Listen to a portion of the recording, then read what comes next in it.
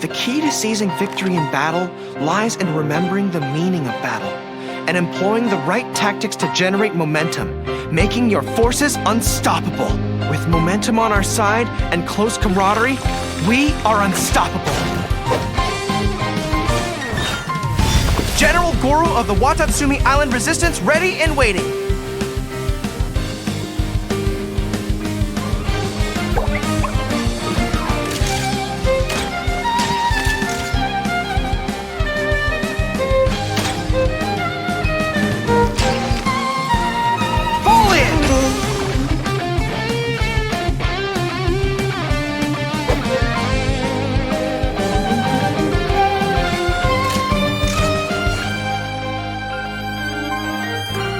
On me! Thank you for your guidance. This is a victory that belongs to the both of us.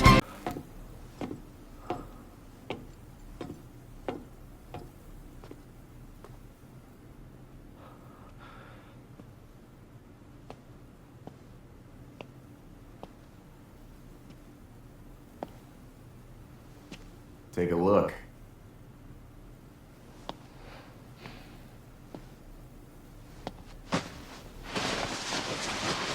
Ringo's custom ride. Damn.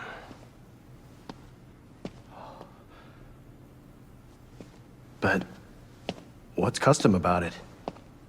Got some kind of anti-spirit tech, from what I heard. In theory, it ought to get us through the fog. How about in reality? Quiet. Give me a sec. It's something that I got to figure out on my own. Yeah, for sure. So it will take some time. Yes. But as long as I keep trying every day, that's all that matters. I mean, I believe that anyone who is, passionate about a thing and like can go for it and take the time to do it, then then they're going to do it. They're going to be able to do it, man. I think that anyone is capable, but it does take a lot of hard work, effort, and patience, I think, to be able to get to that stuff. So it can be tough. It can be tough. Well, hey, from what I read from your description, you took the time to get to that point.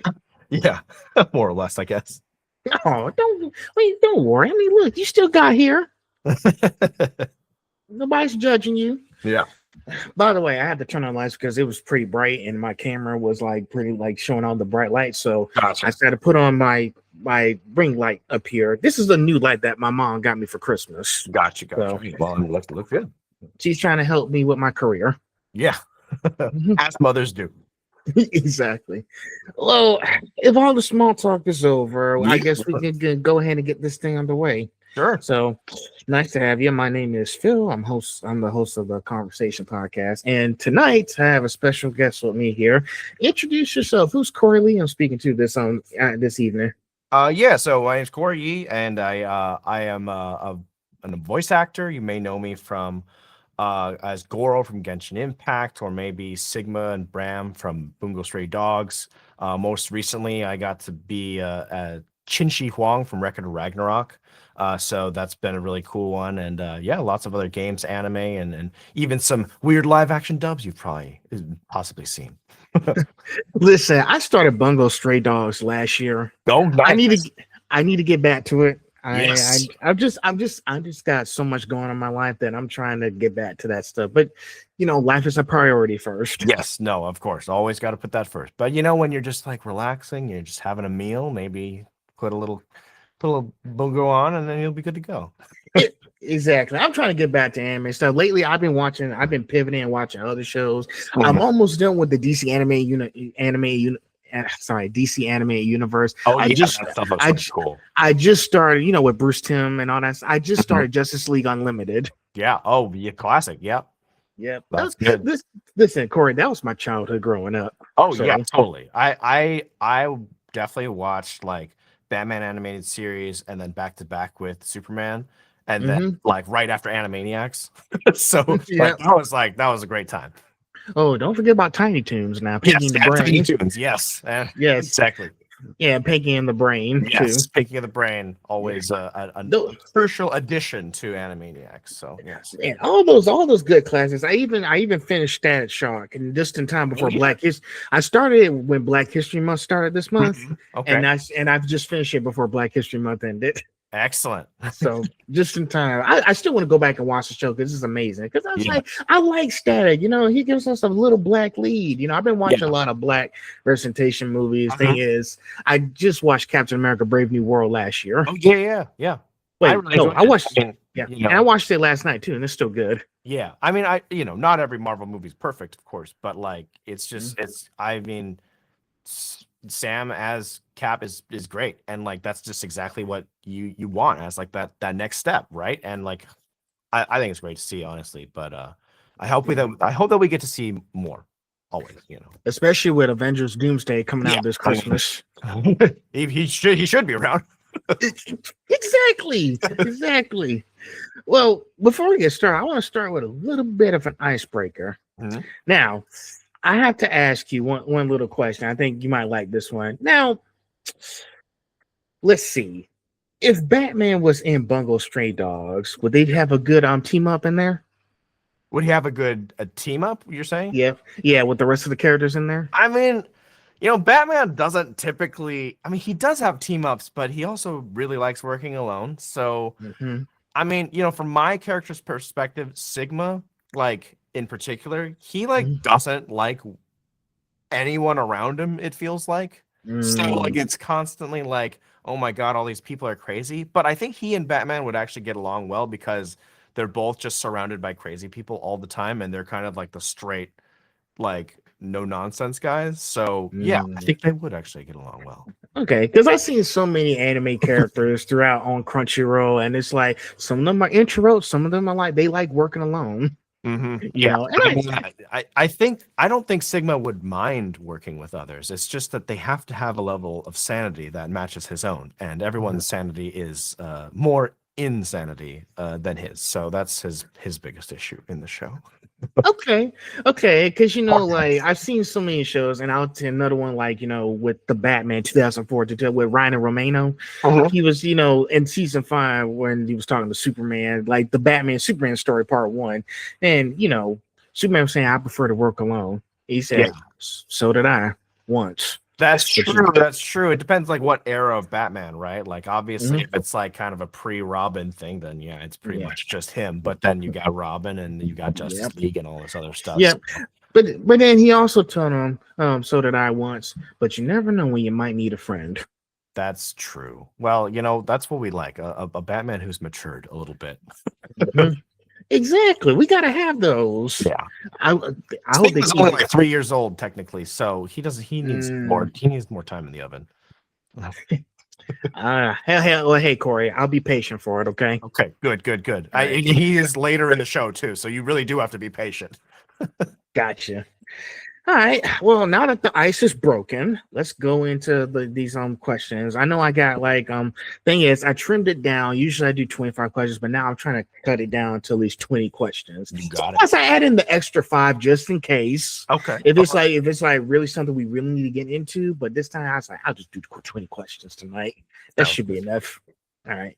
So let's go into section 1, origins and journey. Now, growing up in Southern California, if I got this correct. Yeah. What were the early creative influences that shaped you the most?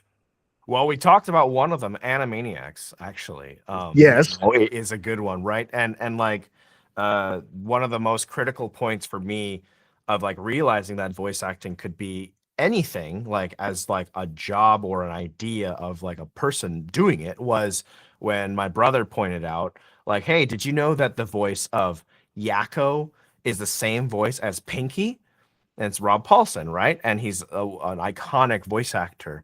And I was like, oh my gosh, no, I didn't know that. And then he's like, oh, also he's Raphael from Ninja Turtles.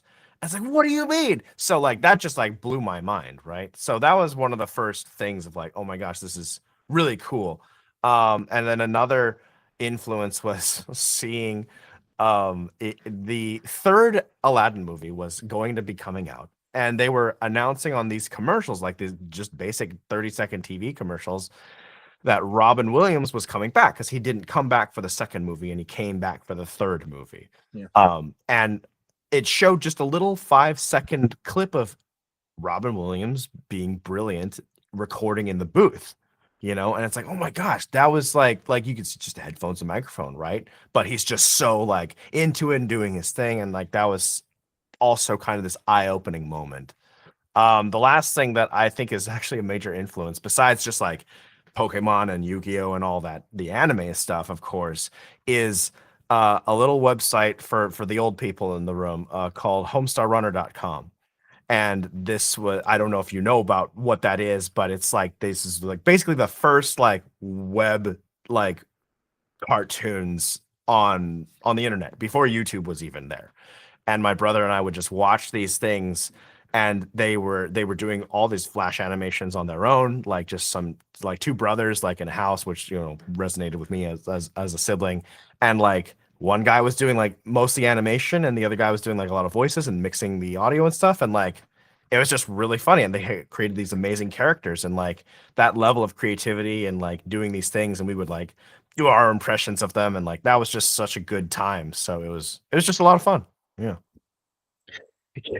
Yeah, it is amazing. You get to see all those behind. So, listen, every time when I be watching those video cassettes, I be watching the behind the scenes. There was even one particular that actually kind of caught my attention when they did the bloopers for the Lion King. Oh yeah. I just saw those going around again too on social media. And I was like, I miss these bloopers. Yeah. Well, that, and I mean, Toy Story did the same thing, right? And it's like, gosh, that they really loved what they did. At least it felt like that. I mean, obviously, I'm sure every production has its hardships, but like, man, they just freaking loved these characters. They loved the animation. They loved doing it, and it's such a passion art, right? That you can't do it halfway. You just have to really go completely all in on it. So yeah. My favorite part in those bloopers was all the characters, not the animated characters, messing up. Yeah, and all the other people were laughing too. Yeah, it's just, I don't know. They make magic, man. I was like, man, that actually kind of got me thinking. Didn't they do that for like the anime shows? Couldn't they do bloopers or anything like that?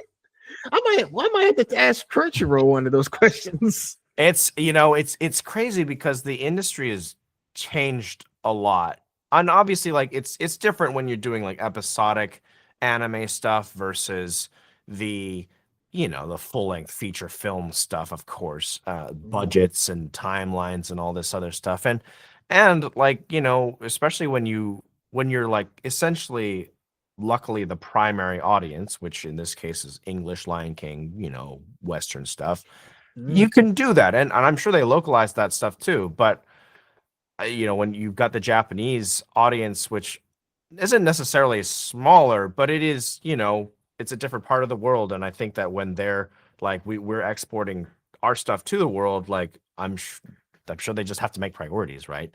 They just have to decide what they want to do. And I remember there was like some intro where, they do more funny versions of their intros and stuff. So it's not exactly a blooper, but it is like a little bit of that break of character, and they have that funny version of it. So at least there's something.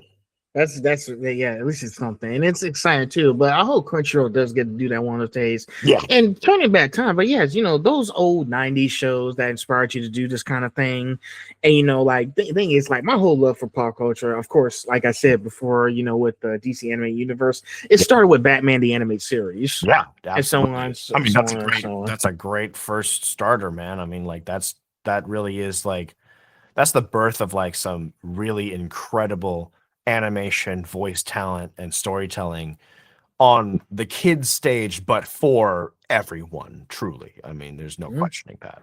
And it's still popular today. By the way, rest in peace, Kevin Conroy. He will always be the Batman. Yeah. He passed. I got to meet him one time before I was even really doing voice acting, and he was such a nice, kind man who really was very generous with his time with like fans and like some press stuff that I happened to be doing at the time. And man, he just absolutely iconically great man. So He Yes. passed away. He passed away right after I completed Arkham Knight. Oof. Yeah. And I was like, when I completed Arkham Knight in 2022, I Mhm. wake up the next morning, he's gone. Dude, that's I got was, like a ton of bricks. I know. I was like, Jim Gore, why did you say this is how the Batman died? And I wake up the next morning, and That's he's awful. gone. Timing. Oh, That was painful for me to even.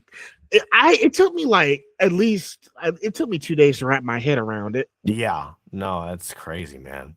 So, but I'm still honoring him today. I'm still playing the Arkham games. Yeah. By the way, I have another pop figure on the way. Have you seen the Batman one where he's on the bat symbol? I haven't. No, I haven't. It Yes, sounds, it's sounds just cool though. yes, it's a Funko Pop. If I can I think I still have on my phone still pulled up somewhere. Yeah, they dropped this last fall, and I was like, I just got the Arkham City pop figure. It's right here. I just turned Ooh, off, That's cool. and I was like, what? Why does Funko do this? And so this is let's see. I think this is it right here. Yep, this is what it looks like. If you can see it. Oh yeah, a little bit, a little bit. Yeah, I mean, this looks pretty cool. Yeah, Funkos are another level, man. I mean, it comes out March 12th. Guess what? I pre-ordered it for $5, so I'll be able to get on March 12th. boom, there you go. Because I was like, well, when I posted out my store on my Instagram saying like, well, I guess my Arkham collection isn't complete. Yep, now and it will be. It will be soon. I hope so. If they don't go any more surprise Funko Pops or anything, then I'm gonna be upset. I wish I was a bigger part of the Batman universe, but I am a very small, tiny part of the VR game that came out. I got to do additional voices on that one, and Okay. very grateful to do that because I get beat up by Batman. So that's great. Wow. Wait, was it let's see, Arkham VR or was it Arkham Shadow? I think it was Shadow. That one. Okay, Roger Craig Smith. Yes, that's right. Mhm. Yeah. So that was actually really cool because I mean you get to say like stuff like there's the bat, and stuff like that. And like it's a little surreal when you're just like stepping into a legacy thing like that, right? With such a historic franchise and influence on your own career and your own like tastes. And it's a crazy thing to think about. Wow. Well, shoot, I say we just keep doing the things we love. It's really exciting. Absolutely. So, shoot, but these next years to come, there's more exciting stuff on the way. Fingers crossed. So, next question. You mentioned loving video games, animation, and musical theater early on. Yes. Now, at what point did voice acting first become something you seriously considered? Well, I mean, honestly, like I didn't start doing voice acting till I was already in my 30s. I spent a lot of time after high school basically going into film, and not as an actor, but as someone behind the camera. So I've done every job from like mostly like a lot of boom operation and audio mixing, but also like camera work. I've done art PA, not a very good one, and regular PA, and everything else under the sun. I've done it all. And so like it was really one of those things where I was like, I think I need to do something that's more directly creatively involved, because this other stuff is mostly technical, and I also realized I couldn't really be a director of photography because my eyes are not good enough for it. Just physically, the sharpness is okay with glasses, but the color's an issue for me. I'm slightly colorblind, so like I can't differentiate particular colors that are, in my view, close together, while other people can very easily see the difference, like certain purples and blues or like reds and greens and stuff. It's really weird. So it's like, okay, I just can't do that anymore. Like I need precision there, right? So like it was definitely just like got to take a leap of faith, because it was something that I think I always wanted to do. I still wanted to do, like you mentioned, musical theater, right? I did that at the end of high school, and like I loved acting, and I loved doing all of that like stuff on stage and like improv and all of that. And I just didn't think it was possible as a Chinese American to do that, right? Like to do that professionally. Yeah. And it wasn't even like parental influence. It was more just like this feeling of like society is like, we don't really want you, And like whether that's true or not, I'm not 100% sure, because there's plenty of Asian actors who have, given it their all and become successful. But obviously, it's not like the easiest thing in the world. And while that's just not exactly the same situation in VO, right? So I'm very grateful to have found my calling, because I don't really want to be in front of the camera anyway. That's like against my personality a little bit, but like as a voice actor, like I don't mind talking about things like that, but like as an actor, like I'd rather be behind the mic rather than in front of a camera. Well, Corey, sometimes you got to just do what's best for you, you know? Exactly. And, you know, we all had to navigate through high school, college, and figure out what exactly to do. If I can share a little bit about myself here. When I was in college, I went to college in St. Augustine, Florida, Flagler College, graduated in 2023. My first major was actually sports management. Okay. So pretty much, as my folks were encouraging, like, if you like video games so much, you could coach video games and sports and whatever. But then I realized it's not really what I really wanted to do as far as, you know, what I'm going to do for the rest of my life. Because I know esports and video games is good and all, but sometimes the games does get a little exhausting and I don't feel like fulfilled from it. Sure. Other thing too is that, you know, I've been talking like I had to go back to where it all started for me. Like I've been talking about pop culture and stuff, and like talking to people and understand what their cultures are too. Like I'll tell you this, Corey, I've done 3 documentaries when I was in college. It was talking about mental health awareness. We was talking about Black History Month, and we was talking about the history of my hometown. I'm based in, if you don't mind, if I could say this here, I'm based in Savannah, Georgia. So my city has a lot of history to it. Yeah. So I interviewed some icons around the city and told them what they was like back in the day. Yeah. But they had like, you know, all the like segregating schools and whatnot. Yeah. So I kind of figure I think I found something I really like doing. I like talking to people. I like interviewing people in different cultures and stuff. Even talking a lot of pop cultures. And when we get to 2 years later in 2025, I decided, you know what? Let's start podcasting. Yeah, of course. And that's how this came for me. Yeah. Well, I mean, like I think that's the hardest thing for anyone who's in high school and just out of high school into college, right? Where it's like, unfortunately, you don't have the vast wealth of experiences to know whether you even want to do the thing you have already been told you must decide to do, which is insane to me, where it's like, oh, you just plan the rest of your life completely. And the next 4 years will be the most crucial in building that life. And it's like, what? What do you mean? Like, I just don't understand how that could be possible. And you better believe that there's a bajillion people who are like, man, I went to college for this thing and I was pretty good at it even, and it would make great money, but I don't want to do that, you know? And they force themselves to, or they hate doing it. And it's like, man, that just sucks. Like, obviously, like, you have to do what you have to do to survive, but like also like you have to survive emotionally and mentally and like spiritually, and all that comes down to like finding purpose in your life. And if you don't find that meaning or purpose in your everyday job, then I think it's going to be pretty hard. Some people can get through better than others, but man, like I can't handle that. Like it depresses me, I think, when I'm not able to do the thing I want to do, right? And most people do that, but maybe my will is weaker than theirs. I don't know. I understand. And I also read in your description, I actually found more information about you when I looked on Anime Expo's website. Yeah. Yeah. I think it's from last year. I don't know if you're going this year. I think it's from last year. I hope so, but we'll see. It's it said that you did filmmaking too, but afterwards it's not what you really wanted to do at all, because you really had a more talent of acting out and being like very, you know, dramatical in your acting scenes and stuff. Yeah, I mean that's exactly right. Like I said, like all the stuff I was doing was more technical, and like I just, you know, we all want to be creative when it comes to production. Whether you're a PA or the director on set, you want to be creative in some way or contribute to the creative aspect of it.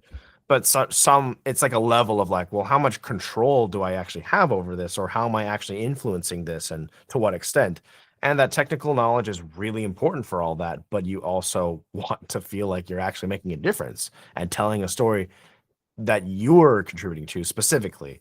And I think that when you're getting to act, it is way more direct, obviously, than, you know, other aspects of it. So yeah. It's true. Very, very true. And listen, I know with me doing this whole thing, I'm not like, I'm working my way up through this. Listen, you got to walk before you can run. But I also realized at some point I have to do something else in the meantime. So I was like, you know what? I need to go back to school and just get something a little bit extra.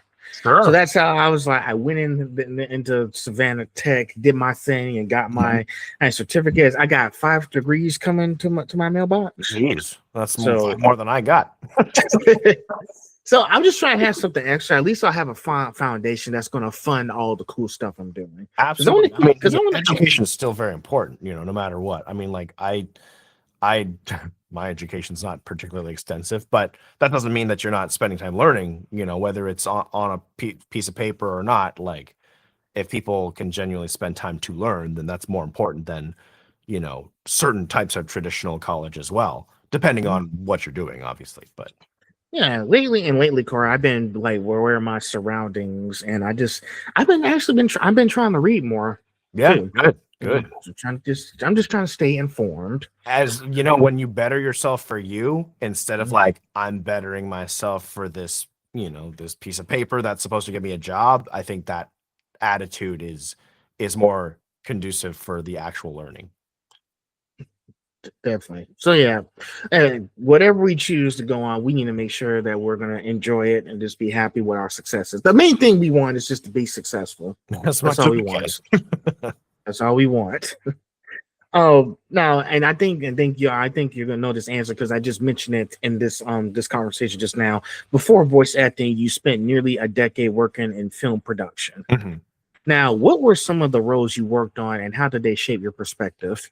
Yeah, well, I mean, it's good to talk more about this actually, because one of the things that I did the most for friends in particular when we were just trying to like do our own indie projects and whatnot was sound mixing, and thankfully, a lot of those things, like I'm even using the microphone. It's a 416 Sennheiser 416. You can kind of see a little bit in the frame there, and I used to use that on set on a boom pole, and it taught me a little bit about like, okay, like what does it sound like when I physically am this close to someone with a microphone? And that's applicable knowledge for me still. And like, how does it sound when you're like actively mixing with certain things? And then also like, you know, how does the actor actually using their space, because I'm having to watch them, right? I'm watching them do their thing and analyzing their choices because I need to make sure I'm positioned correctly and capturing all of that. And that means I'm actively listening. So like you're still pretty engaged, and I'm pretty grateful for that actually, because I did learn a lot just about like, hey, this is what these actors are doing. And I can hear all the direction that they're like, I'm involved in those conversations because the directors were really cool with like me being a part of that, because they need to know like, hey, Cory, you're gonna get like good sound with this, so like you need to know where our cameras are gonna be and like what we're doing and all that. So like I learned a lot just through that, and just like learning how to become a professional, and all the times I failed too, and learning from those mistakes and all that. So I think just having that experience really did help shape just my knowledge of like trying to be professional, and like, getting past some of the early stages of just like nervousness around other professionals and stuff, because that can be very daunting, I think, for newer actors. So I was very grateful for that. Well, hey, it was a minefield. You got to tread carefully. Yeah. So you had to like, if you're going to say, you gotta make sure I, pay. You did say analyze, which is one good aspect, which is I just gotta observe what's going around. And this goes back to what I was saying. I'm aware of my surroundings. Yes, exactly. Being observant is really important on set, because you might notice things that other people don't. And especially on sound, like you're not having to do as much prep, so you're kind of just like observing and listening and being helpful without telling people what to do ever, because it's not your department. But like you could still, if it's a small enough crew, you can always help someone with something else. So yeah, it's just good like family building essentially, and trying to work well as a team, which is critically important also for production stuff on recording side, because if you don't work together as a team, you will fail. Absolutely, there's just no getting around it. You have to work together. Exactly. You guys have to be like a well-oiled machine, like work Mhm. together as one. There's something else I would like to say is, it's nice not thinking back to these kid shows I watched. If you remember Battle Force 5 from Hot Wheels, Battle Force 5 back in the day, I it was think I know.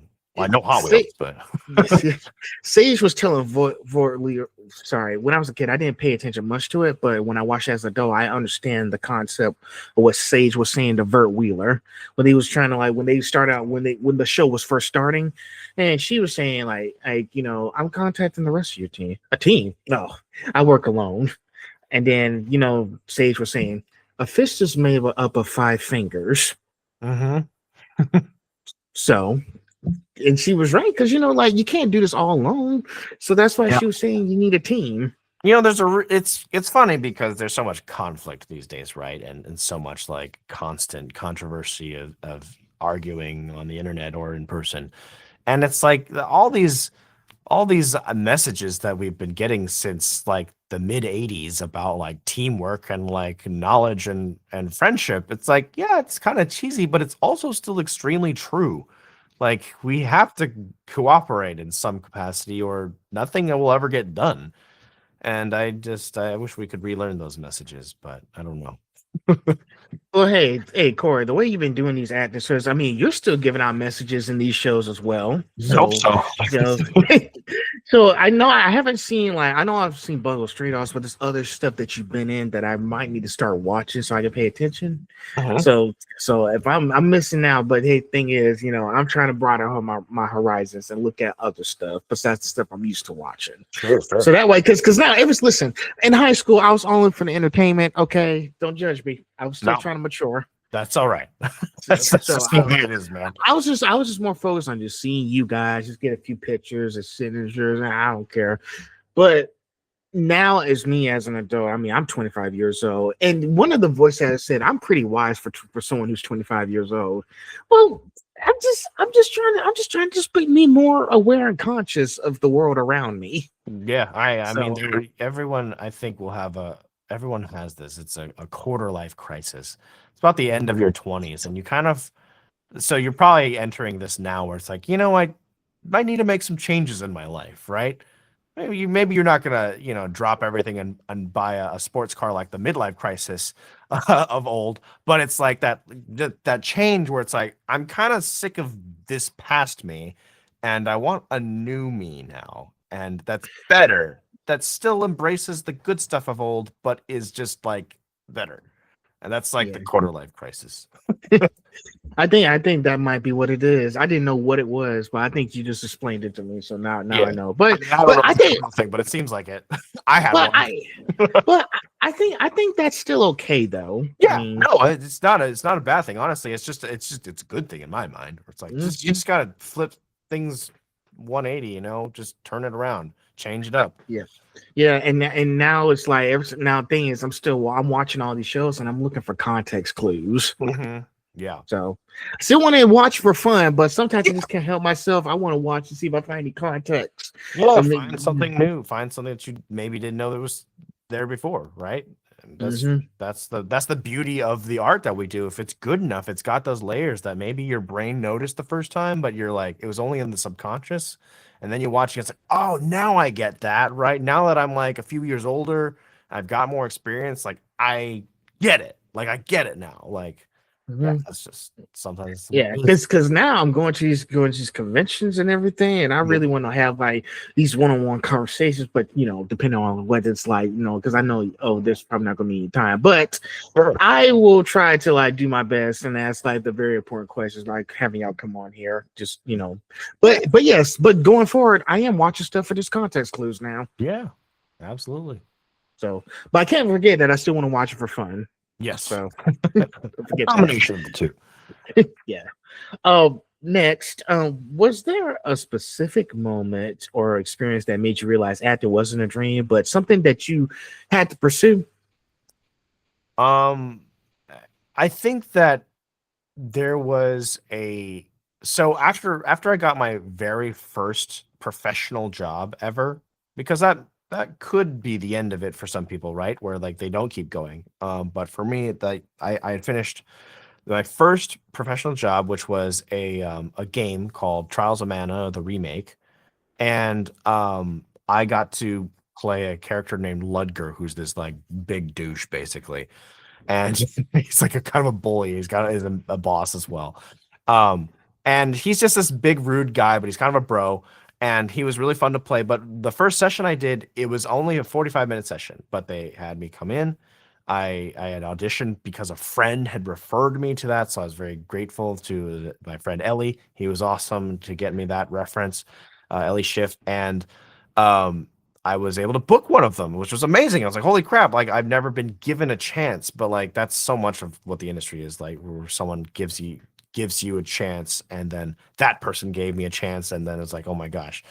And so I do this session, I finish up like, oh, that was it? Like, yep, you're done. Like, okay, awesome. And I'm driving home, and it was this moment of clarity of like, that was like the coolest thing I've ever done in my whole life.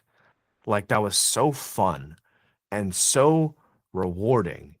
And it wasn't even like scary or anything, because everyone was super cool and nice, and like it was just this amazing experience, even though it was so short. We usually do 4-hour sessions as our max time, so 45 minutes is not particularly long, right? But I was so excited. I had to call my mom, and I was just like, Mom, this is it. This is the thing. Like, I finally found it after all these years, and like it was just such a beautiful moment of clarity for me that will always just be etched into my brain of like, this was like the first thing, and it was so special for me. So truly it was that was it. That was definitely the moment that I knew like I'm on the right path finally, after feeling like I wasn't. Hey, once you step into the water, there's no coming out. No, So not at all. you're in there. get in there. But it sounds exciting from your perspective, because I was like, yes, I actually enjoy it. I was like, this is something I can actually do. Now sometimes, and I think I had a discussion with Kira Buckland last November. She actually did she did write an article about imposter syndrome. Ooh, yeah, that's a tough one. Yeah, and it's kind of like, sometimes when you have new voice actors who want to do something, and like places like Crunchyroll and do all these shows and everything, it's like, am I really cut out for this? Can I really? I don't know. It's just, but that it's nice that you have people who are going to support you. Yeah. And get you into this. Like, I talked to Kelsey Cruz, who's actually, she told me she's now married to Jordan Dash Cruz, who actually got her into animation. And she said, and he told me that you did a great job. Oh, so you gotta have those. Listen, you gotta have a very strong support system. Yeah. And I think that's very key when to doing work in general. Yeah. I mean, Kira's been doing this for a pretty long time, but like also like within the past 5 years has blown up so much, and I've had the good privilege of being like a friend of hers, and we should hang out more, but but like we've had conversations about that kind of thing. She even cast me in one of the games, because she does some casting stuff too, and like that was such a pleasure to do. And like it is tricky, right? Because especially in an industry where your whole job is constantly like asking whether you can have the job, and 95% of the time them telling you no, right? And it's not because no, you suck. It's because, well, we found this really great person who we think is awesome. So unfortunately, there's only one person out of these 400 plus people who submitted who can get it. And that's just the way it is, right? Like this, but like, it's hard not to take that personally, because I'm one of those guys who didn't get it, right? And like, the imposter syndrome then comes in, where it's like, oh, well, now I am that guy. Like, am I worthy of being this? Like, when these other people probably auditioned and like this and that. And like, I mean, I say this a lot, where like, I'm grateful. Like I got to do some shows and stuff with alongside, but not in the same room, but like I'm co-starring with like Fred Tatasciore and like all these other amazing actors. It's like, oh my God, like Deborah Wilson's on this project. Like, what are you talking about? And it's like, I get to be in the room with these people, but then like the director and like other people would be like, no, they get to be in the room with you. And it's like, that's freaking too kind, first of all. Way too nice. But like also like it's kind of true. Like you have to accept like, like you did a good job. Like and celebrate those moments when it happens, right? And like if they didn't think you could do it, then they wouldn't have cast you. There's probably some really amazing actors who would be easily skillful enough to do the job, but they wanted you. And like that's as empirical evidence as it gets. Like obviously people make mistakes, but like I don't know, you just gotta believe, take that leap of faith and just like, no, I deserve to be here. Not everywhere, I'm working hard and like stay humble, but like hey, I'm okay, like people have to believe that. But it's a tricky balance because you can't be too full of yourself, obviously. Like if you do that, no. it gets crazy and that's not healthy either. So it's a balance of just like, all right, accept the good things, like, and don't get too big for your britches. Yeah, I always be telling people, y'all enjoy the small moments in life, and this is something, and again, Kelsey told me about, including, and I interviewed Kayla Timship a few weeks ago and last month in January. Like, listen, this is a hard job you guys are doing. Acting is not as easy as it sounds. It's not. Yeah. Gotta be ready for a lot of rejections, etc. Because there are so many of you guys out there. Like you said, there's like 400 people out there today, and it's insane. Yeah, that's just for one thing, right? I mean, there's thousands of voice actors in LA, let alone the whole world. And like, of course, and it's maybe not as big as the on-camera world of acting because there's a gajillion people there, but like, I mean, it is competitive, and we have to try our best not to think of it as like competition, only in the sense of like I need to be good enough to be as good as this person and that person, right? But like not like they're my enemy. It's like we are all trying to like just do the thing that we want to do, and there is enough for everyone. Yeah. It really is like we have to remember that because there's a lot of work out there, first of all, but there's also like lots of avenues for creativity as well, and like what's right for you will come, and it is hard to remember that sometimes. Sometimes it's easy to get down on yourself, but we have to Other thing too, and when I talked to Jack Broadbent, who's the voice of the Crawler and My Hero Academia Vigilantes, one thing he said, and I agree with him on saying that comparison is the thief of joy. Yeah, no, and it's easy to do, right? It's easy to like fall into that, and it's like, oh man, I wish I was doing as well as this person or whatever. And like I've been guilty of having those thoughts myself, and you just have to tell those thoughts to piss off, right? You just have to go, no, like that's not cool. Like try not to do that. It's easier said than done, but like it's like you just, and again, like you said, like you have to celebrate your own moments because they're probably there, and it's easier to just be like the negative side, and we all fall into that. But like let's think about the good things that have happened, and like like when I first started doing stuff, like my first full year of voice acting, where I actually had an agent and all this, I booked 6 total jobs, which is considered a monumental success for many first year voice actors. And I felt like, oh my gosh, this is so cool. I got to do what I got to do, and I got to do the thing I wanted to do. But like money wise, it's not great year, right? Like compared to like a real steady job. But like, there's some actors who after their first year of acting or trying, they don't book anything, and that's entirely possible to do. And like that doesn't mean that the year was a failure or something. It just means that like like trying to find those wins on the things you learned that year and the progress you made and all those other things. Like I mean, and I'm maybe that sounds hollow coming from someone who has a okay career, but like I think that's the way we have to look at it, right? Like and I just, as someone who's like I mentioned, I had those years of like doing the things I didn't want to do, and like man, some of those years were pretty dark, I ain't gonna lie. Like I was like just like depressed and like didn't have any reason to get out of bed because like, dude, this freaking sucks, I don't want to do this. And like I remember those as like the worst times. So it's like anything doing what I want to do remotely, even a little bit, is so much better than what it was, I'm good. And like Yeah. it can be worse is all.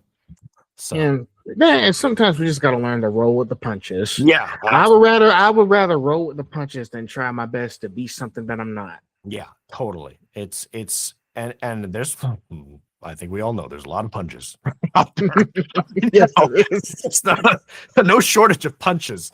But I think you're right, where it's like you just gotta try to keep on trucking instead of like thinking about the negativity of like other people having this and doing this and whatever. Because there's always going to be someone who's doing better than you. Doesn't matter what industry you're in.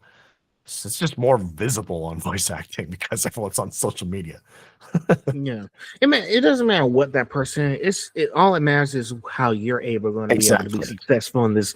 How you're going to be successful in this career that you're trying to build. Yeah, and I will say also, like there's the social media aspect, right? And that it can get a little crazy where it's like, man, these Yeah. guys they look like they're doing so well, but like, like unfortunately, like there's a lot of people who like basically you don't really know what exactly is their story, right? Whether that success came easily to them, how many people they trampled or like kind of disrespected to get to that position. That sometimes happens. Like I'm not naming names because I don't really know everyone's story, but I know that like people do shady stuff sometimes. And it's like if you're okay with yourself and it's like I didn't screw anyone over for this job, like I'm keeping it all above board, like that's kind of I think that's more important. Your own soul is more important than like I don't know how these people all got their success or whatever. Obviously, lots of people, but on the flip side of that, it's like there's a lot of hard work that does go into a lot of people's success, right? And they have worked day and night busting their butts to get to where they are now. And we don't always see that, right? It just seems like these people popped out of nowhere. Like that's how some people perceive me, where it's like I kind of popped in out of nowhere, it feels like, but it's like, in many ways, I've been honing my craft for years. Just no one sees that, right? Like no one knows all the stuff that I've done just because I've never met them before or something. They just don't know.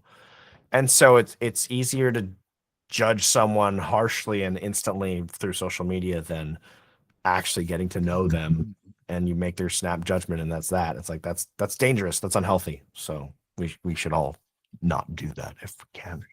Ooh, definitely not. Definitely not.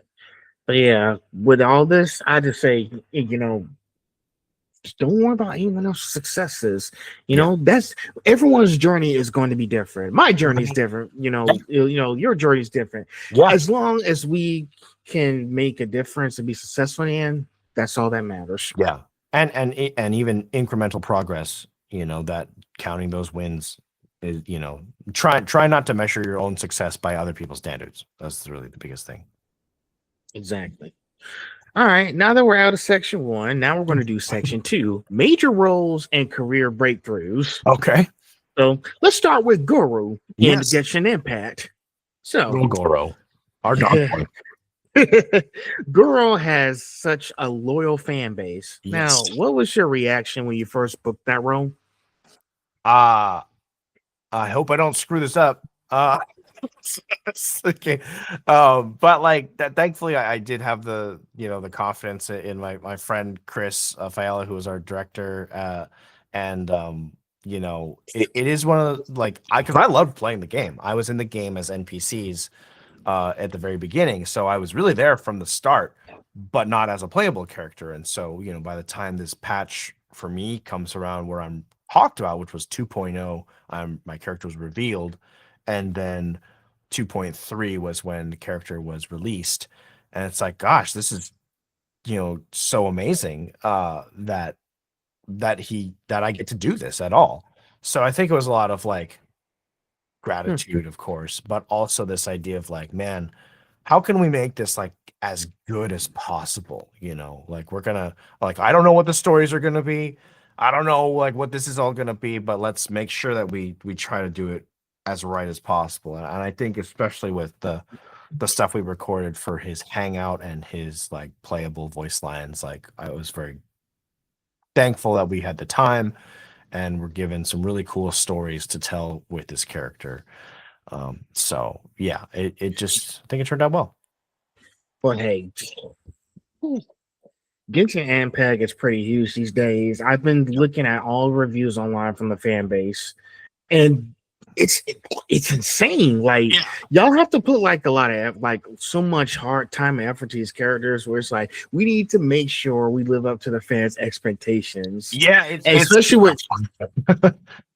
especially with Gorou, you know, because I see some of the playthroughs on YouTube now. I don't have the game myself. That's all right. I don't have time for it. It could be a commitment. Yes, it's gotta be a commitment. But Gorou does have some really like defining miraculous moments in the game, which is really amazing. Yeah, I mean, he was a cool part of the story, and like, not the most critical, but it's one of those where like you got to be a part of it in such a meaningful way.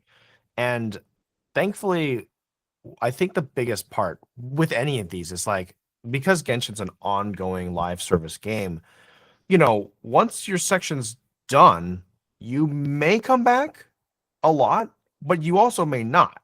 There's just not enough time to like, I mean, they've got like over 100 characters now. Like, so you can't just give time to every single character. And I totally understand that. But because we were able to establish, I think, a really interesting character, when he does come back, it's fun. And even if he doesn't come back, people are like, man, I would love to see him again. Like that's cool. And like being able to have that like passionate fan base is like the greatest gift of all, right? Where it's like you may not be like the top favorite, but there are people who you are the favorite, and like that is cool. Like it's an amazing experience. Oh shoot! If I ever get the chance, I'm gonna need to check out the game for myself. So I'm gonna do my best to check out the game. So just you try it out anytime, but like don't feel pressured. Like it is a lot. It can be a lot. It can be daunting. All right. I'll keep that in mind. Next up, next one is about Akito and Ghostwire Tokyo. Yes. So playing Akito meant carrying a major narrative-driven game. Mm-hmm. How did you approach that level of responsibility? Well, I think, they don't always tell us like exactly what the game's going to be until we're in the session. So like with Akito, I didn't know that there would be this level of narrative gameplay, right? I had no idea what the scope of the story was. And so when we finally are in there, and mind you, this was the second year of voice acting I started doing this character. And so I'm still a little on the green side, and I had just started my first anime where I'm dubbing to timing, and like the week before. And so I really don't have at this point a lot of practice with like the beeps, as we call them. It's like 3 beeps and then you start talking. That's how we do dubbing. And so I'm like, I understand it intellectually, and I have had taken classes, but like you don't know exactly what it's gonna be like until you're like in there, right? And of course we start with the cinematics where you have to match perfect timing. You have to be exactly the same as the Japanese. I'm like just like getting into it and really trying to do this. And I don't even realize I'm working with legendary voice director Chris Zimmerman. And it's like, oh my God, I realized that after the session. It's like, she's like directed some of my favorite shows. Holy crap. But like, so it was really just like most voice acting gigs, I approach them all the same in some way, where it's just like, okay, I've got a job to do. What is the job? What is the character? What are my choices? And then making those choices, right? Like that's what it has to be every time. Because if you're worrying about the scope of the narrative and like the prestige of the game and all that stuff, like you're gonna be thinking about that instead of the character and all this. Like, how can I make this character my own and good, but also respecting the original if there's a localization thing, and understanding my place in the story. That just has to be the only thing that matters, because the only way that you really want like the legacy aspect to influence you is like, I just got to work harder. That's the only thing that you should let that be, is like, I'm going to work even harder than I usually do, which is already pretty darn hard. Because truly, you can't let that pressure be a thought in your mind.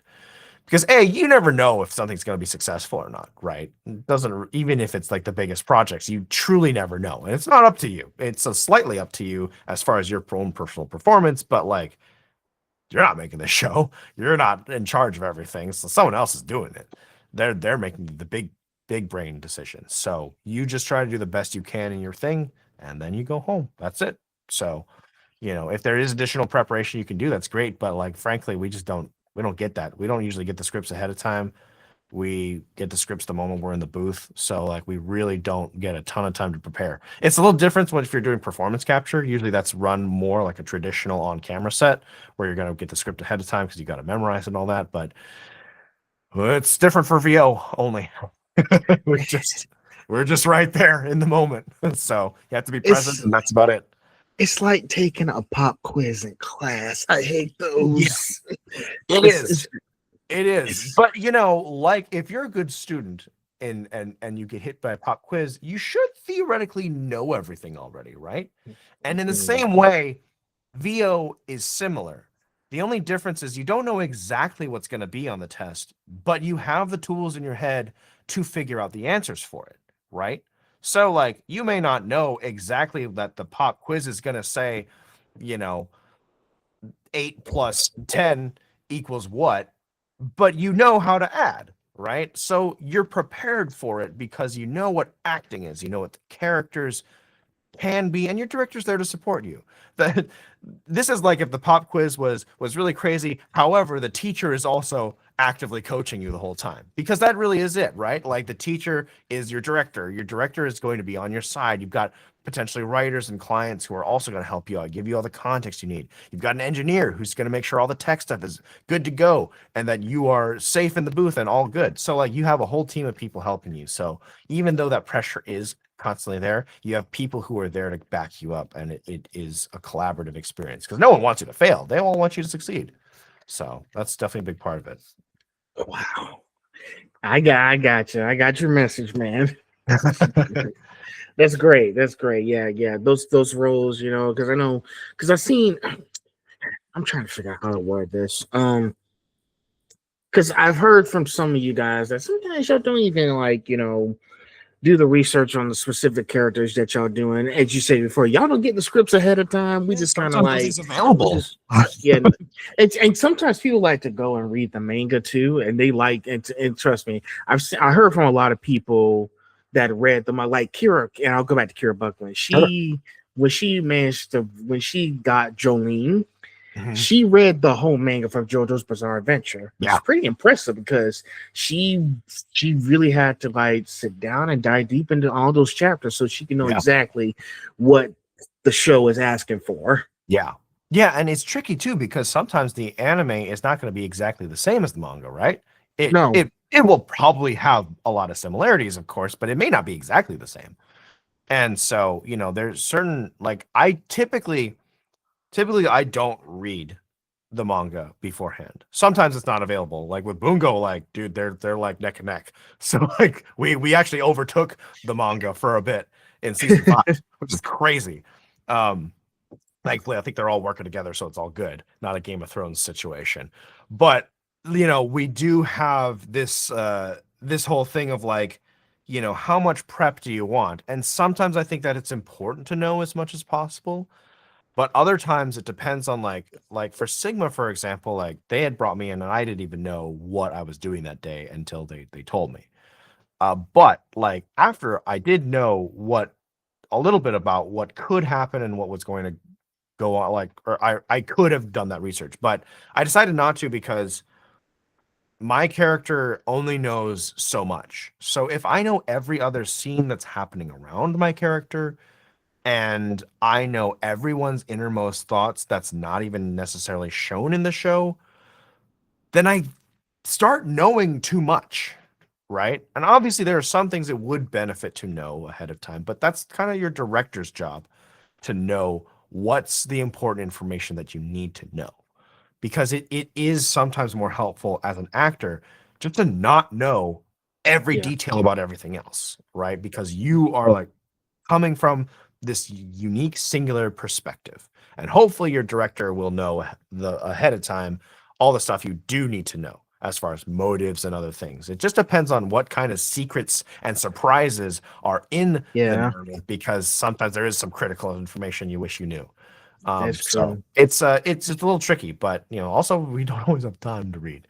But Mm. Kira, I remember that hearing that story. It's like, man, dedicated to that character, which is so cool. So like that was really, really awesome to see. And yeah, I think anime fans want people who are really passionate about the source material as well. And like that is definitely something I think about too a lot. So certain, like for Record Ragnarok, I did read a lot. I read everything that was available in officially localized English. I didn't I didn't go on the internet and grab other people's translations, because I didn't want that to color my view of it too much, right? Because it could color it in a way where it's like, oh, that was a fan translation, which is technically accurate, but it doesn't quite capture the exact thought. So you're hoping that you're doing a good job by reading whatever's available, and then you're going to get the anime version, which is going to be a little different. So Mm.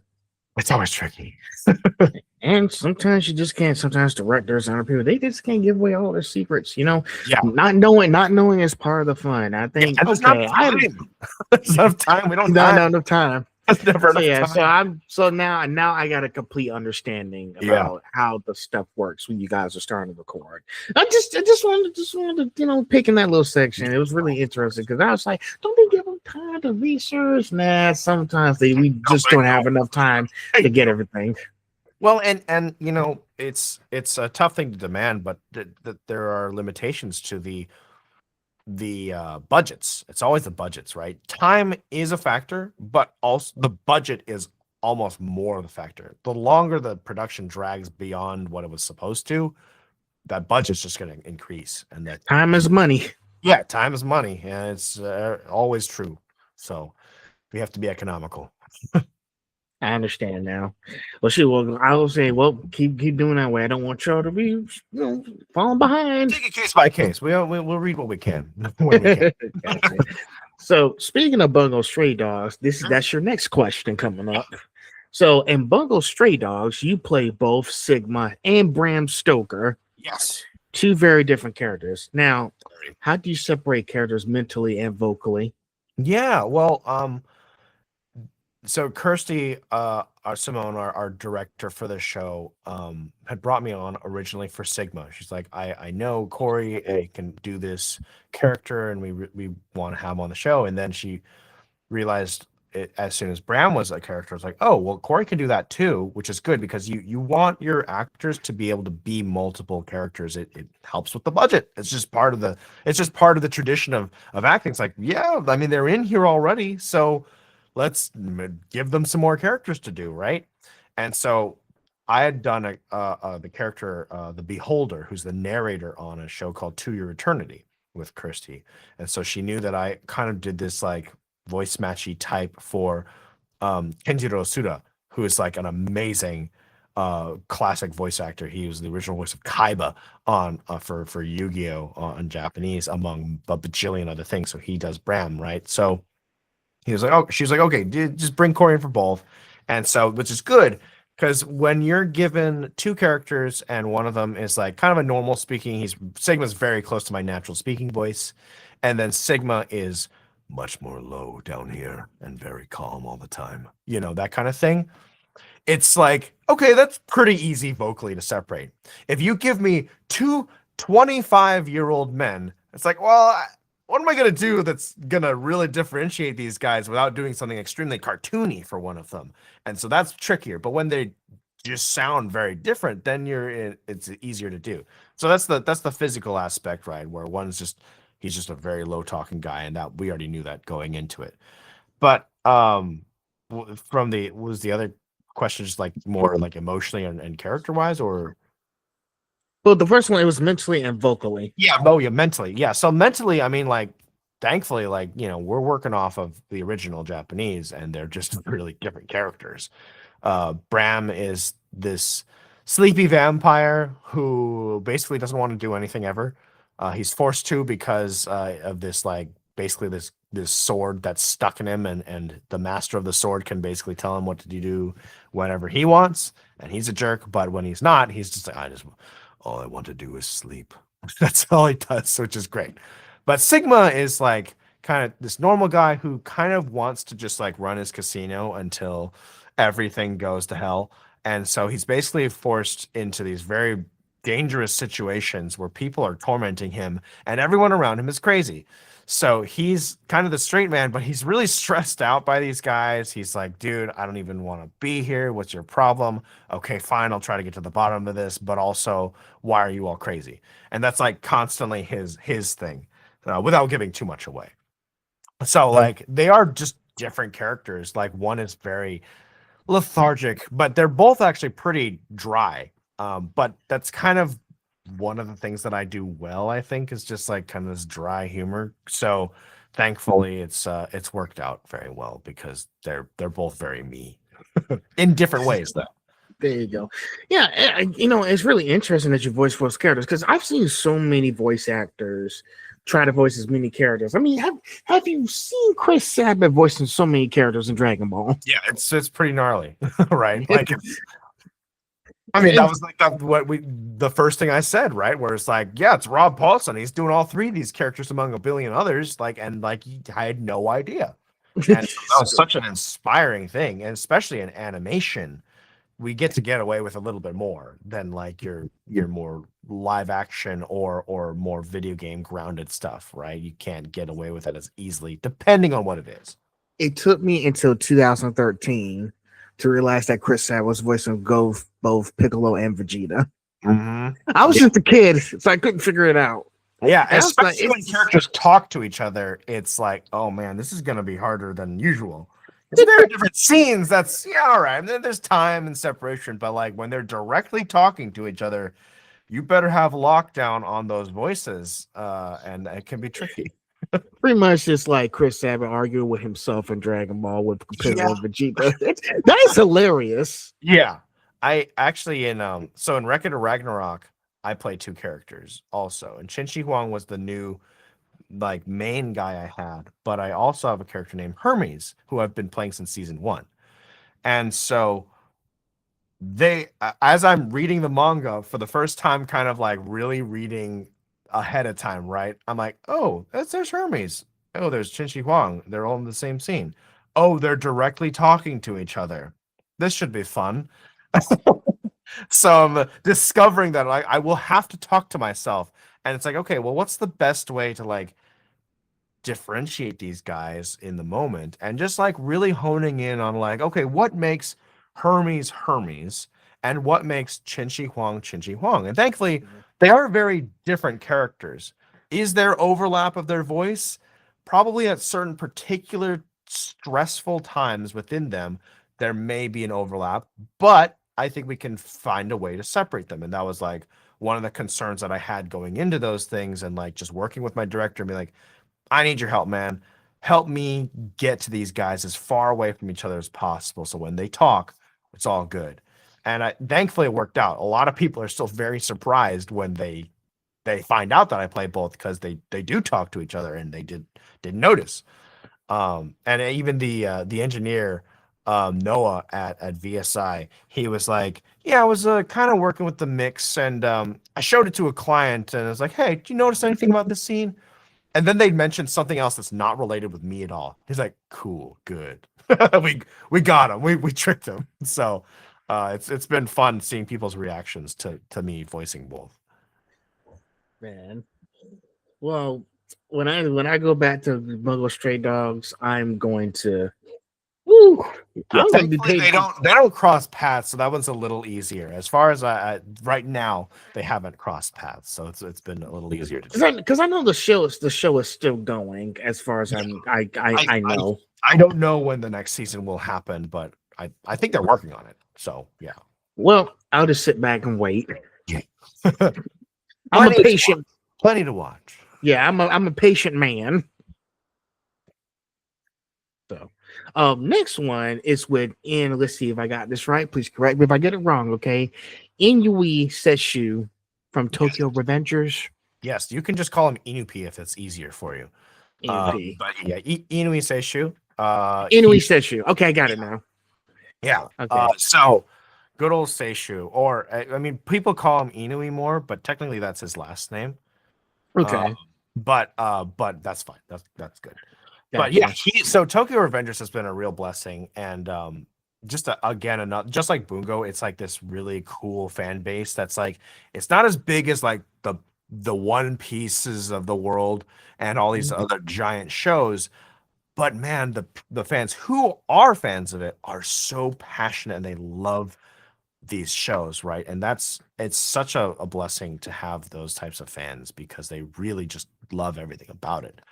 And so I do love this character, and it was really cool to come into this character again for this latest season or the latter half of season 2 and really get a deeper part of his story, which was a real blessing. So it's been really cool.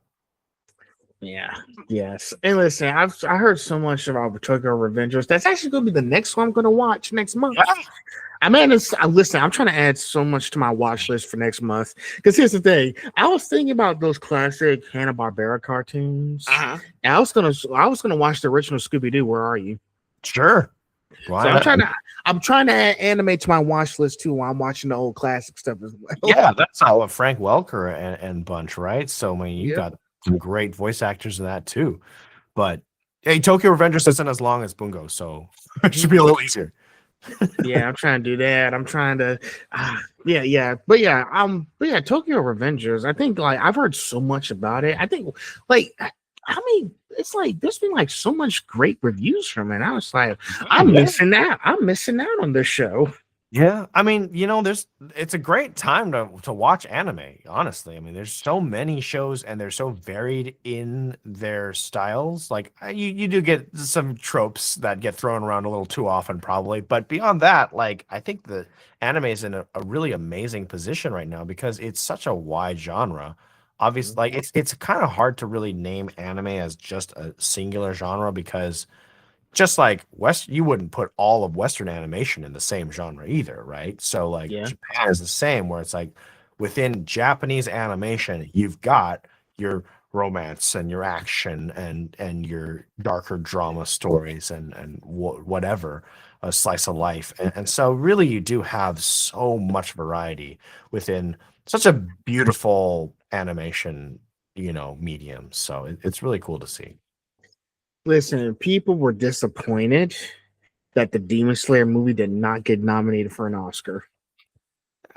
Just can't be. And I was Hollywood. And I was like, it grossed so much money last year when people were at the world premiere. I saw a lot of you guys at the world premiere. Well, I know you weren't there. I only saw. Sadly, I wish I was in that cast, but no. No, but yeah, it made so much money and it beat Superman, and they didn't make the Oscars this time. I mean, money, unfortunately, or fortunately, depending on how you look at it, is not a determining factor for the Oscars. Otherwise, Marvel would be winning every Oscar there ever was, right? But bottom line is like the Oscars are the Oscars. They are for the very prestigious and such, which you can take that for however you want, right? Well, I'm not going to lose hope. You would listen, the way y'all been producing anime these last few years, you guys will win an Oscar at some point. I hope so, but I'm always just happy to see, the fans caring more about it, so much more than some rich Hollywood jerk being like, "Yes, you've earned your Oscar." That's how I feel about it. Yeah, people did. I'd be telling people all that Oscar stuff. It's just noise. I mean, obviously there are some really important films that get pushed out more into the spotlight from the Oscars, and I do think that is important to film on the whole. But sometimes it is this like political thing of like, well, this person, hasn't gotten an Oscar in this many years, so now is the year to do it. And it's like, but that's not really a determining factor of like quality. That's just like, and even if it is an amazing performance or something, it's like, is that is that the most important thing, you know? And I think thinking about like how movies affect us on an emotional level is a bigger spectrum than like, is this the most intellectual movie or the most dramatic movie or the biggest whatever movie? And like, because when I think about some of my favorite movies, like Star Wars always comes to mind for me, where it's like, dude, like I love Star Wars, but like, and yeah, it's a relatively simple story, but it's so darn effective. And I think that alone deserves, incredible praise. And certain Marvel movies as well. Like it's like, yeah, like I get like they're action blockbuster movies, but that doesn't mean that they don't affect us in really profound ways, in positive, uplifting, good ways, Just because it doesn't make you cry the same way that, some of these other movies did, like that doesn't mean that it's not important. And so it's an interesting metric to be measured by. Again, it's the other people's metric that I don't think we need to worry about. Absolutely, man. Absolutely. So, but yeah, I Once I'm just, ever on that stage, I'm sure I'll feel differently, but yeah, just keep producing those shows and movies. That's all I can say. So we're done with that section now. We're halfway done, so we're making some good time. But I want to ask, are you enjoying our discussion so far? Yeah. I mean, as long as you're all good, I enjoy any conversation about our the work that I get to do and all that. Hey, I'm considerate of others. I always ask if they're enjoying themselves. Okay, appreciate that. That's your thing. Section 3 is craft technique and industry insight. Sure. Now, how much of your performance is planned ahead of time versus discovered in the moment during recording? It's all the latter. We talked about it a little bit before, but they're really, for my part of VO, there isn't much preparation time, truly, at all. Sometimes we get scripts ahead of time. I used to request as much as possible. It's not really always possible for them to send scripts because of NDA purposes. They want to keep everything in-house, just keep them right only in the studio, and we don't get to take anything home. Obviously, if you're doing more performance capture stuff, you do have to read your script, memorize your lines, etc. But bottom line is like we just don't have that luxury or time to do that. So we really have to be ready to read, analyze, and understand a script the moment we get it. And that can be challenging, of course. And that's when we rely on our directors to give us more insight. But yeah, it's pretty much all in the studio. On the studio. Man, then they are not giving y'all no time to breathe. No, but it's really cool though too, because we get to really like it's fresh, and like that freshness can prevent overanalyzation or overthinking, and I think that is actually really critical to some electric performances. Okay. Well, it looks like it works. It's working for you. So it doesn't matter how much time you got. So if they don't give you no time, it's not like they're gonna be like, all right, that was the only take you get, you're done. Like we're gonna work on stuff in the booth, but like it's not a lot of preparation. Gotcha. Well, guess what? Shoot, you're already prepared mentally when you go in there. Yeah, we gotta be. There you go. It works. Next question. What's something about voice acting that fans would be surprised to learn? Well, probably all the stuff we just mentioned, but I think beyond that, I think that it's just one of those things where like VO is it does take a lot of work outside of the booth as well, right? Like, and I think that the fans generally do know that, but like we touched on it before, but like we get so many auditions and we really do only book like a very small percentage of those things. I think people think like, oh, like what's the next job you're gonna do? It's like I don't freaking know. Whatever they let me do, Like if my next job is I'm the talking toaster on the crappy commercial, then sure, I'm gonna freaking do it, right? Like it's very difficult, I think, and I do think most fans understand that, but it really is like even if we. Like I get to go to conventions sometimes, or like I get to do some of these prestigious jobs or whatever you want to call them. but that doesn't suddenly mean I'm like some A-list celebrity where it's like I'm Chris Pratt and I get to decide to do this next thing, right? Like that's just not how it works for us. We don't have that kind of star power. So, yeah, it's just challenging sometimes because we put a lot of time outside of the booth where we're not even getting paid. We're just trying to get the next gig. So I think that's potentially something that could be surprising for some. Yep. It can be overwhelming when you reveal it to them, but they'll understand the process. Yeah. And and- yeah. And as I said earlier, it's a tough job. You just gotta be ready. There's always going to be those pros and cons. Yeah. I think being flexible and being open to just like not having your preconceived notions and just being like you'll always have something in mind, but like the moment you get in the booth, you got to be ready to get rid of that thing because whatever they give you might be something completely different, and that's fine. Yes. You can't be overthinking it. Yeah. So, next question. What separates a good voice actor from a truly great one? I think the biggest thing between a good actor and a great actor would probably be the ability to lose yourself in it. Like I think that like good actors will be like, okay, I got the script and I'm gonna say my lines and I've got a good idea of what this is. And then a great actor will be like, I am this thing now. And I just am it. And I don't even know if I'm there yet. But like there have been moments where it's like, yeah, you just like lose yourself in that performance because you are that thing. And that can be a truly liberating experience when you're completely like lost in that character. And I think it's a little harder to do for voice actors because we're in a booth, right? There's foam on the sides and there's a microphone in front of us. We can see everyone. And when you're on set, you still have the camera crew and all the lights and all that stuff. But you've got costumes, you got your other actors, they're all in costume. Everything's pretty real for the most part, unless and we already know how difficult it can be for actors to work against just a green screen, right? It's hard to imagine it and be fully in the moment when nothing around you is real. And it's kind of similar when you're in the booth because you don't even have a visual to work off of necessarily. You might, but you probably don't, unless you're doing anime or some kind of show.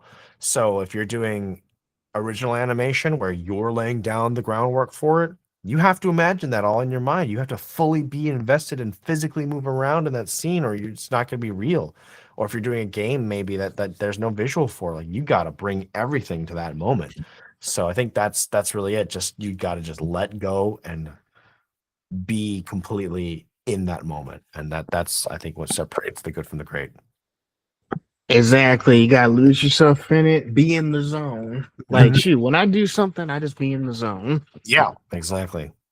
So, we're at the finale now. Okay. So section 4 is personal meaning, representation, and future. Now, this next one's going to be important because this one's about representation. Okay. Sure. As a Chinese American voice actor, what does it mean to you to be part of an industry that's evolving in representation? And I want to add a little thing too and say this. I just want to add a statement. It's not a question, because I've seen Caitlin Glass bring more diverse voice actors from across the globe to being part of this anime industry. So I might want to add this there while you answer your question. It just helps. Yeah. Well, I mean, I'm very grateful that it's something that we think about a lot more now.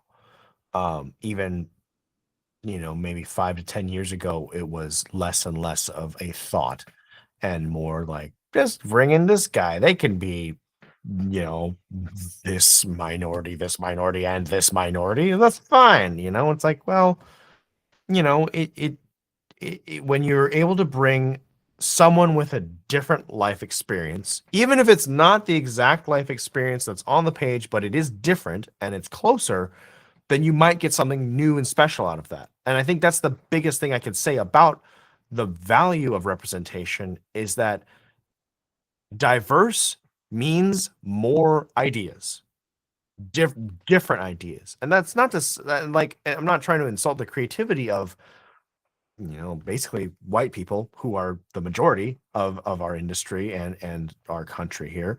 It's more to say that like there's just something that you can't replace by having an experience as a minority. I mean, I'm sure you understand that too, where it's just like, yeah, like your experience is different from my experience, which is different from this other guy's experience or this other girl's experience. Obviously, that they're going to have something, and it's not as obvious as like, oh, like I've directly had like racism in my life. Now I can play this person who's experienced racism. It might not be that direct. It might just be like the feeling of like, I'm different. I don't know how to articulate that yet. And then I learned how to articulate that. And now that I have, I understand why this person saw me differently in that moment. And it wasn't even like that person saw me differently and hated me. It was just that person saw me differently and subconsciously treated me as something else. Right? It's so much more subtle than just, obviously there are plenty of situations where there's like blatant and direct and horrible racism, but there's also this very subtle thing that like people just act differently around other people. People treat you differently when you are different from them or different from what they're used to. Like that's just life. So I think that representation is really important because we get to see other people that look like us on screens, right? That was one thing I mentioned briefly at the beginning where it's like, I didn't think that I could become an actor because I was Chinese American.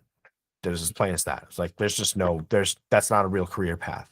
I was wrong. Like that, I was wrong to feel, not necessarily to feel that way, but at the time, it's like, okay, who are the Chinese people on screen?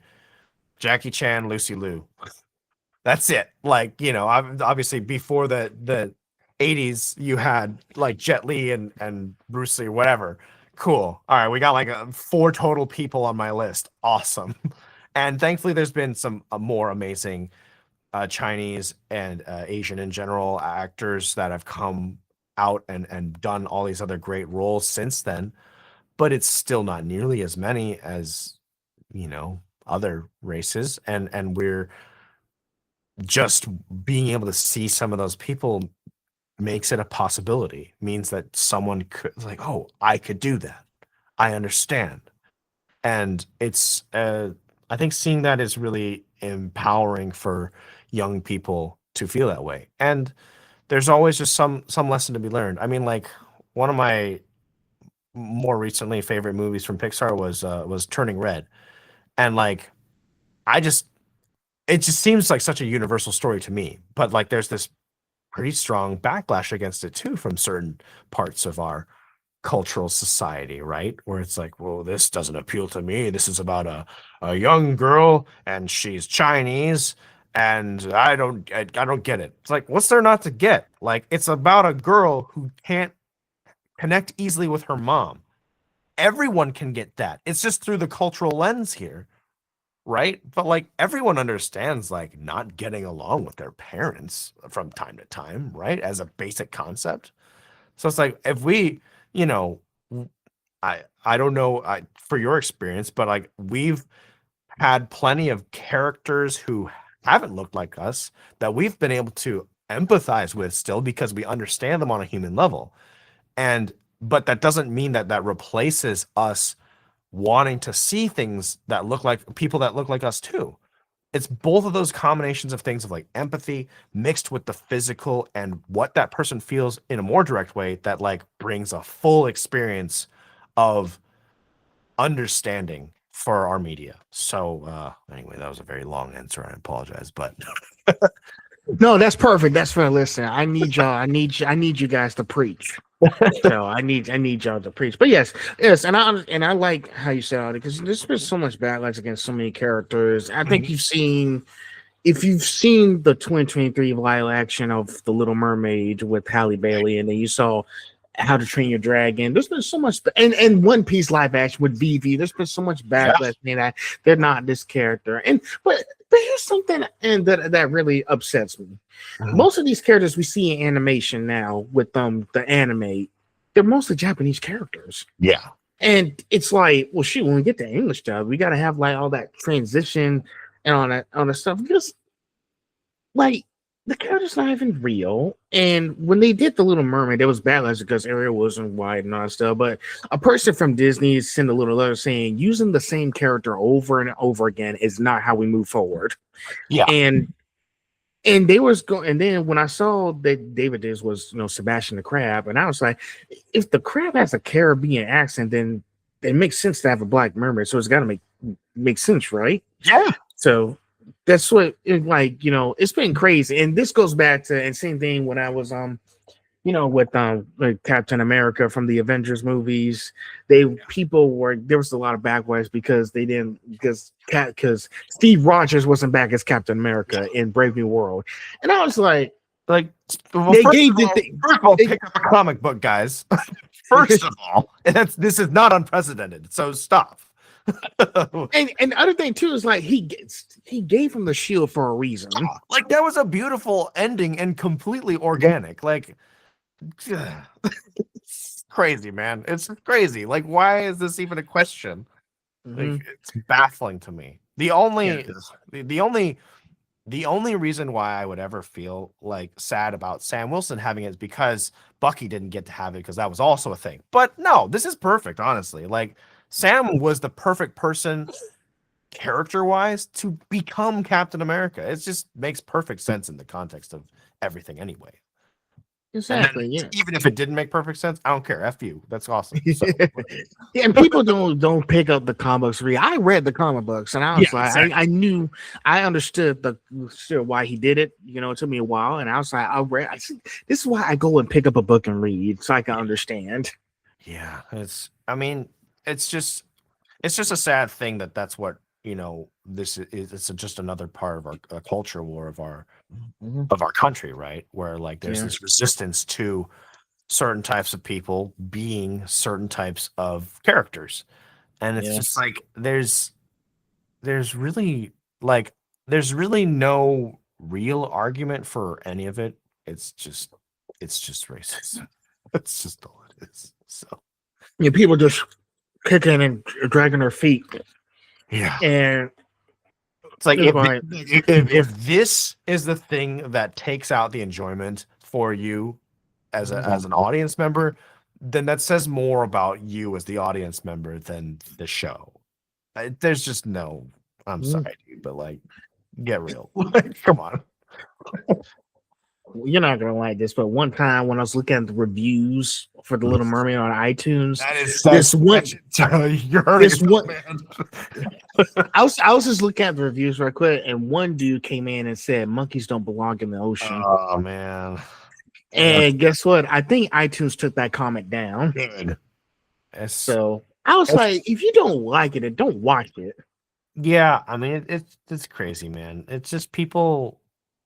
I think the reason why people do this is because with the way social media works, right? You've got this whole big engine of like wanting to be heard. Everyone wants to be heard and understood, right? Whether it is fully empathized with or just heard or listened to, that's the core of what social media is about. And because it's such an algorithmic, horrible nightmare, no one can really truly be heard unless if you do something outlandish, because that's what the money is made, which is why it's so insidious and horrible sometimes. So if you become this outlandish person on the internet and the most horrible, that's one way to be heard. And if you shout this horrible nonsense at the top of your lungs, then that's how you'll get your attention and potentially money and all sorts of other horrible things. And so people are, even if they don't even truly feel, I don't know how like horrible they are, or maybe they just start believing their own bullcrap, but it's like, yeah, it's what gets them the attention that they crave and are addicted to. And I get it as far as like wanting to be heard and understood and noticed on the internet, but like we have to make real connections with things. And like, if that's the way you're doing it, then like, I think that it's just so unhealthy for as a person, growing as an individual, and like trying to be a productive member of society. Like that's just not the way to do it. You It's know, something my granddaddy taught me, Corey, when they invite me to lunch on Wednesday, they said I can lead a horse to water, but I can't make him drink it. That's true. That's true. An evergreen statement. So I always keep telling just peace and love over hatred. Yeah, well, we try. So there you go. Two more questions and then we'll wrap it up. Okay. Sure. Now, what kinds of roles or characters do you hope to explore in the future that you haven't yet? Spider-Man, number one. It's always Spider-Man. I would love to do more Marvel. Or DC is I would still love to, but I would love to do something Spider-Man related just because I love Spider-Man. He's always been a very strong influence for me. I would say among the things that we talked about, Spider-Man animated series from the 90s is definitely like one of my other big influences of like just animation that I loved There you watching. go. But other than that, I would love to do some more Star Wars stuff. I got to do a brief moment in Star Wars Visions that was really cool for their season 3, I think it was. So for an episode, so like I love Star Wars. I love living in these universes that exist already.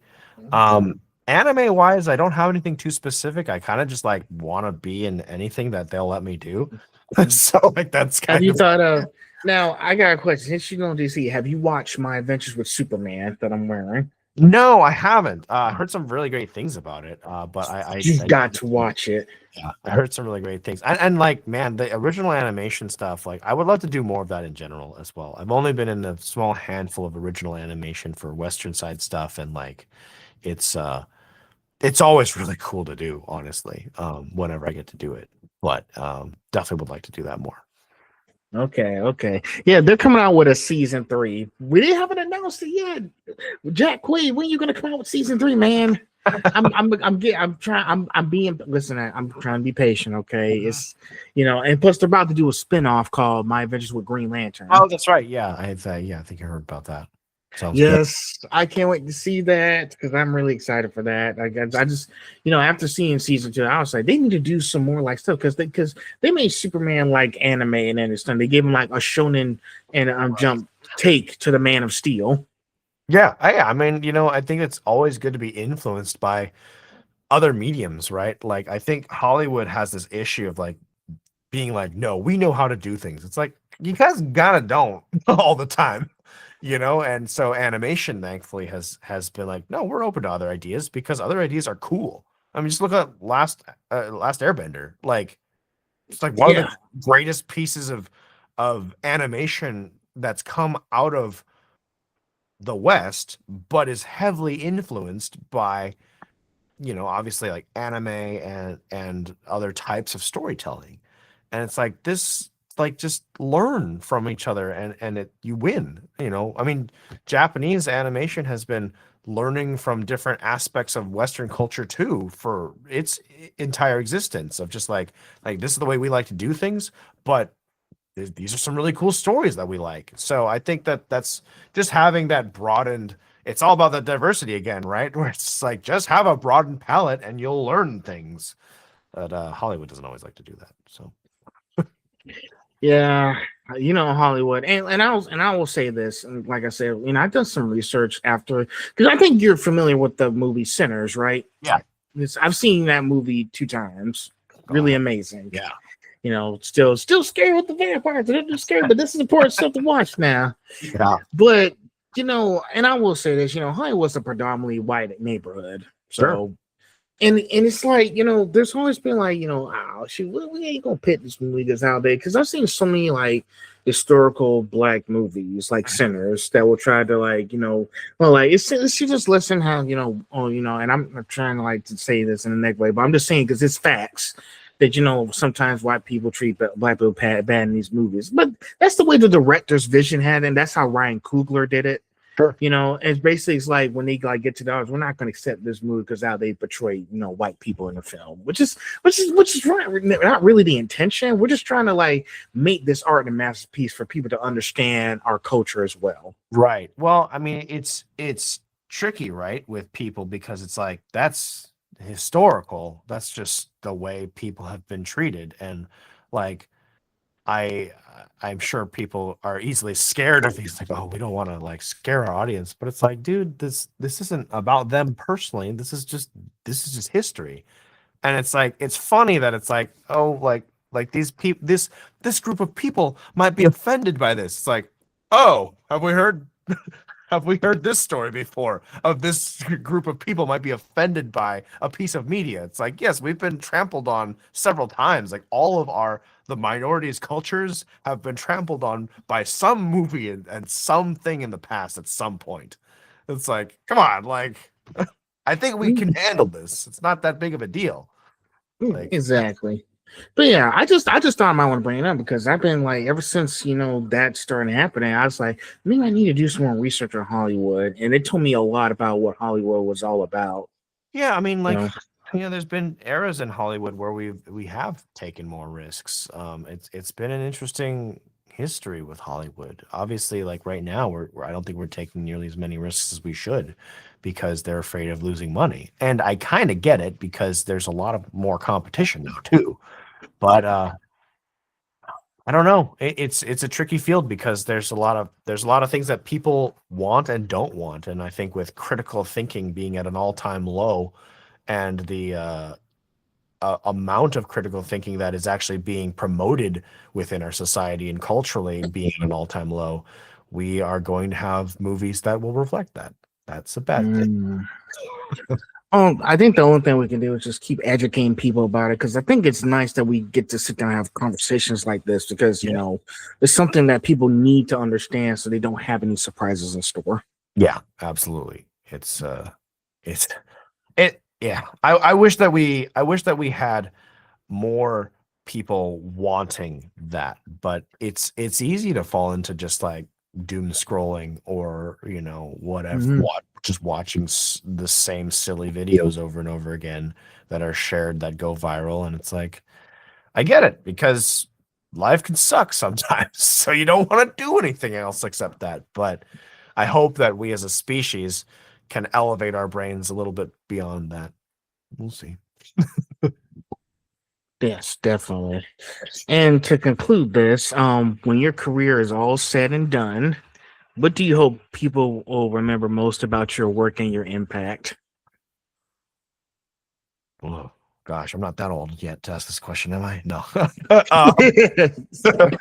No, I think if I can be successful with like a true mission for like the art is to touch them in a way that is just something that they will remember emotionally about, like something that, I mean, I've already had some really amazing experiences, like people coming up to me at conventions and saying like, hey, like, Gorou as a character really got me through some really difficult times. I've had people literally say that before, or like, hey, this is my comfort character and you voiced them, and like you voicing them made the difference. Like you're the version that I like to listen to, or like your story in this moment really changed my life or inspired me to do something. And like I don't think it's irreplaceable. Like that, I'm so grateful because I've been on the other side of that too, where like I'm the fan coming to meet someone was my hero or something, and was like, man, like you changed my life by being this character. And maybe you didn't even intend it to be that deep, but it resonated with me in a specific way. And being able to be the person who's inspiring them is the greatest gift of anything. No comparison at all. It's really true. So I think I'm already grateful to have that, and anything that I can do that makes someone's life better in a real meaningful way, that's all I can really ask for, truly.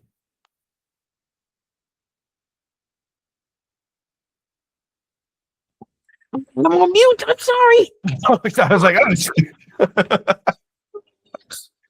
Sorry. Sometimes I turn off the mute button so I don't overtalk. Or okay. That's fair.